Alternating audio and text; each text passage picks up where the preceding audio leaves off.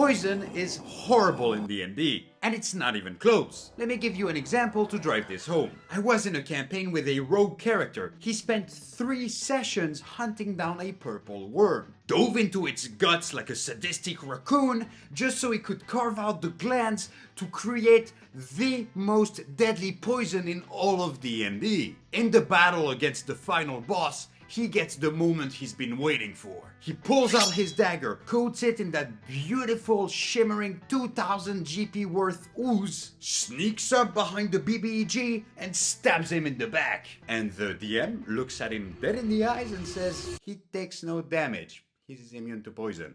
Bonjour! In today's video we're going to talk about poison in D&D, why it sucks and how to fix it. Poison is probably the feature in the game with the most potential but the shittiest implementation. First, let's look at what poison is from the official rules. There's actually more depth here than most people know. First, you have the damage poison type. Second, you have the poison condition, giving enemies disadvantage on attack rolls and ability checks. And third and final, you have the poisons themselves, and that's where the complexity kicks in. Let's start with poison damage and the poison condition. The problem here is simple. So simple, in fact, that I made multiple charts of data just to explain it. Let's jump in. Too many creatures are immune to poison damage and the poison condition. In 5e, about 30% of all monsters are immune to poison, which doesn't sound that bad until you realize that the next most common resistance is fire at 15%. So it's the worst damage type by a wide margin. In 2024,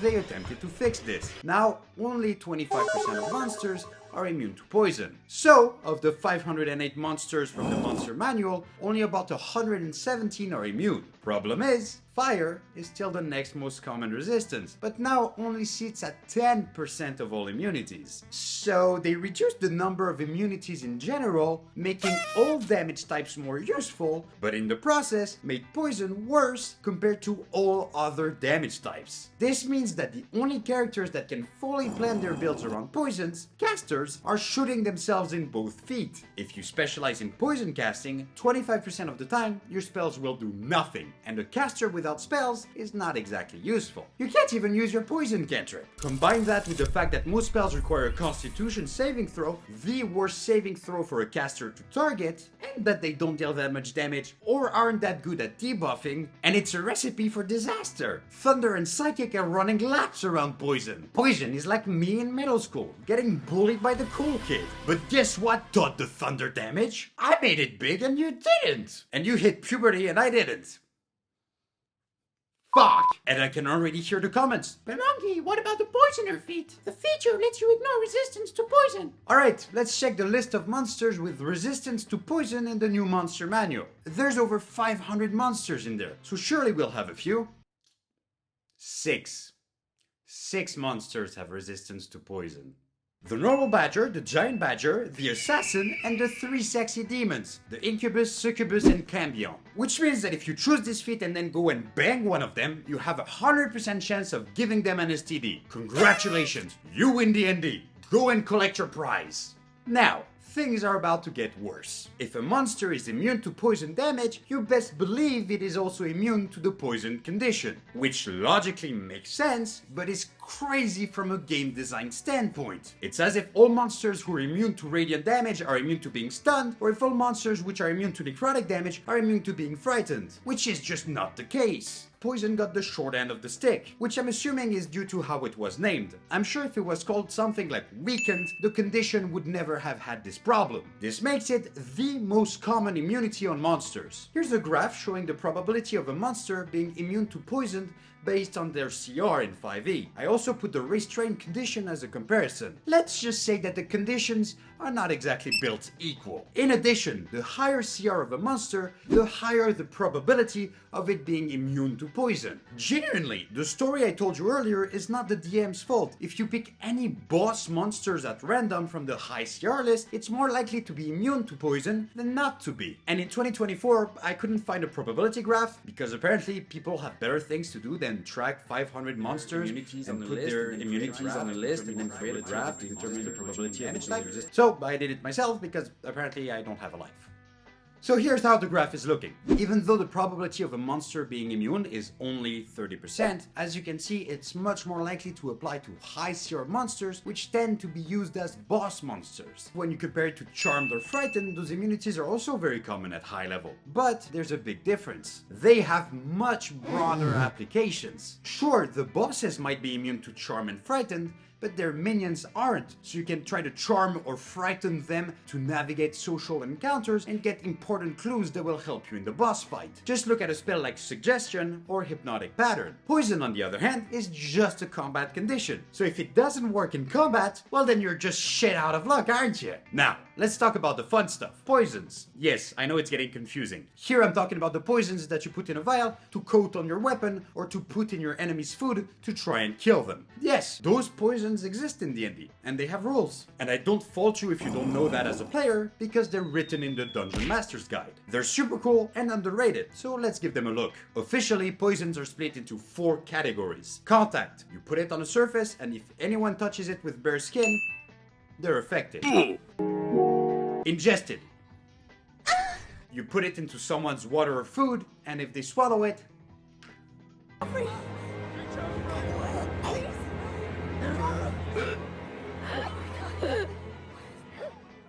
yeah, that looks painful. Inhaled.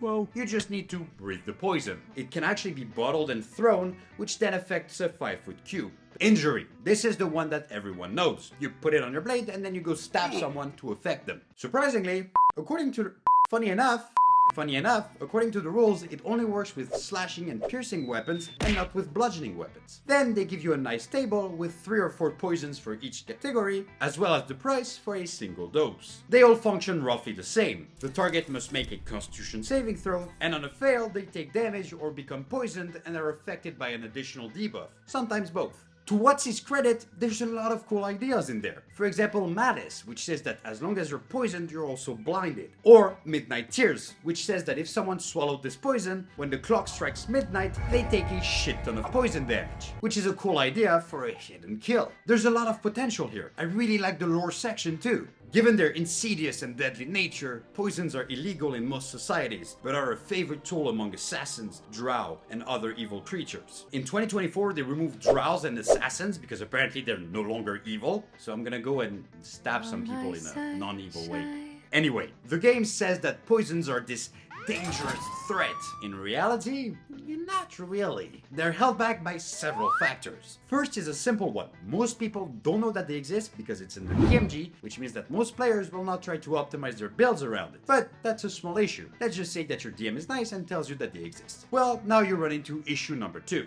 They are stupidly expensive and completely outclassed by class features. For example, you can buy some Truth Serum, setting you back 150 gold for a single dose. If you use it, the target must succeed on a DC 11 Constitution saving throw or be affected and not be able to tell a lie. Or you can have any level 3 cleric cast Zone of Truth for free. It will be a Charisma saving throw, which is a much better saving throw to target, and the DC will be much higher. Who in their right mind is going to spend 150 gold to maybe get some info with a DC that is so low that even a commoner has a 50-50 chance of succeeding? Let's say you want to craft your own poisons to get around the gold costs. Well, now you run into problem number 3. In 5e, there's no crafting rules to make your own poisons. In 2024, they added some, but they're still way too vague and leave everything to DM fiat. They simply say that if you spend 1d6 minutes with a poisoner's kit and succeed on a DC 20 check with them, you can extract enough ingredients to make a single dose of poison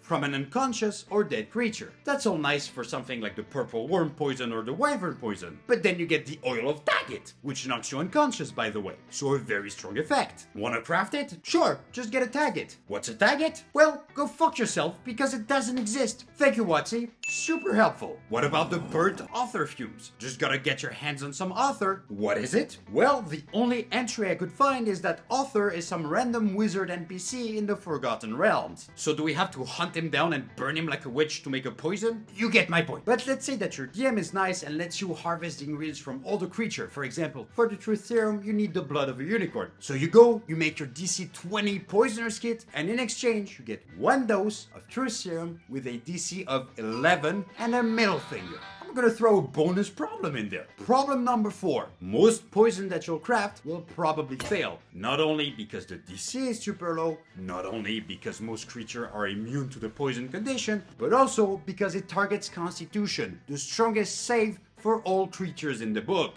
So even poisons with a decently high DC, such as the purple worm poison, will probably fail to take effect. Think about it. The purple worm poison is 2,000 gold. 2,000! For 12d6 damage, maybe if the creature fails their saving throw. For that same money, you can get yourself a Flame Tongue, which adds 2d6 fire damage to every single one of your attacks, and in 6 attacks, you made your return on investment, and the Flame Tongue keeps performing after one stab. I get WotC for not wanting to put full poison rules in the Dungeons Master's Guide because it's so specific, but they could at least release a new book for it, just like Salt March and Sailing rules. Wait, no, those were actually terrible. Like Space Jammer did for Space Combat. Nope, those were horrible too. Yeah, let's let the community fix it. And by community, I mean me and my employees that I keep locked up in my basement.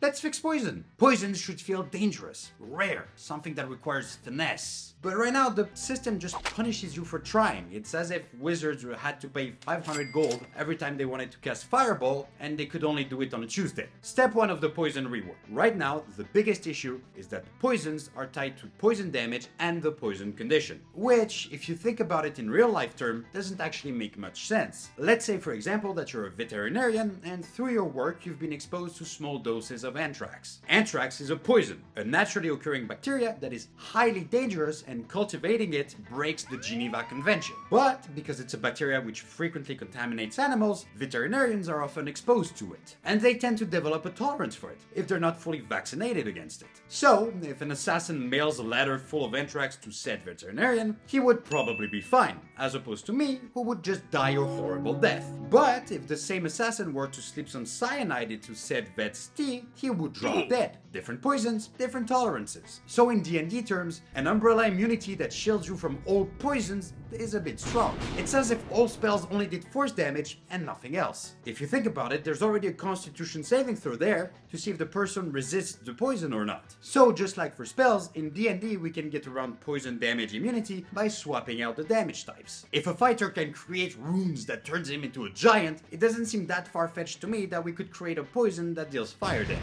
Just doing this already opens the door for poisons to be much more useful. Wanna poison an undead? Sure, go ahead, pick something that deals radiant damage. Now, swapping poison damage is all nice and good, but it doesn't fix the problem of the poisoned condition. So here you could just change the name of the condition to crippled or weakened, and then go through the monsters and decide which ones are immune to it or not. This is a fix that works, but requires a lot of work from the DM. A much simpler option is just to choose which items and abilities ignores immunity to the poison condition. For example, Malice is a poison from the official book. If you're affected by it, you become poisoned. And while poisoned, you're also blinded. It's a super cool concept for a poison, but poisoned and blinded are actually super redundant here because both of them give you disadvantage on attack rolls. So, simple fix, just say that Malice ignores immunity to the poison condition, and a creature that is immune to being blinded will be immune to the poison anyway. And now, it just became way more useful. Step 2. Unique poisons. Poisons in real life are super varied. Some of them depress your respiratory system. Some of them cause massive blood clots. Some of them fry your brain. There's plenty of ways to poison someone dead. For my FBI agent watching, I swear my search history was just for this video and has nothing to do with Todd from high school. If you look at the Wikipedia entry for poisons, just look how many different entries we have. In D&D though, a world with fucking dragons, we have 10. There's some fun ideas in there for sure, but we could use way more. For example, how about one that makes your limb freeze off? Or how about one with Fey blood, which forces wild magic out of you randomly? What about one that teleports you to random multiple planes of existence until you die? Or how about a hostile clone that crawls out of your mouth and then fights you to death? Or one of my favorite creations, Midnight Melody. It creates a delayed charm, meaning that the person swallowing the poison has no idea what's in it until a song is triggered and then they fall under your command, which is perfect for creating sleeper agents. I attached 25 of them for free below, and you can get all 50 of them on my Patreon if you're interested. And you'll get access to a ton of exclusive content from subclasses to monsters and much more. Step 3.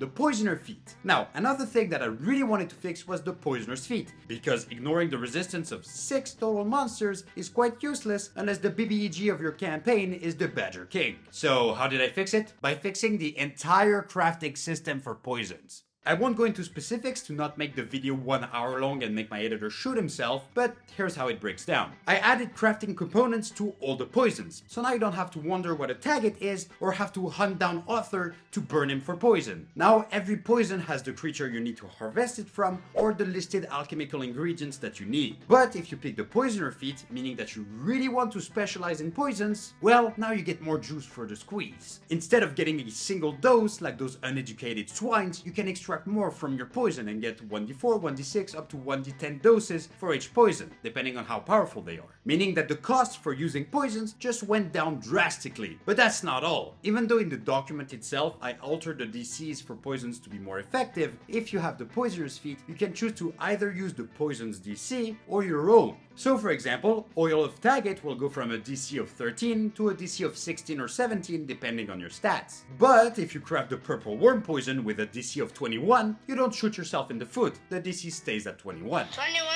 You just pick the highest one. Now your wallet can finally breathe and your enemies can finally choke. Arrivedere.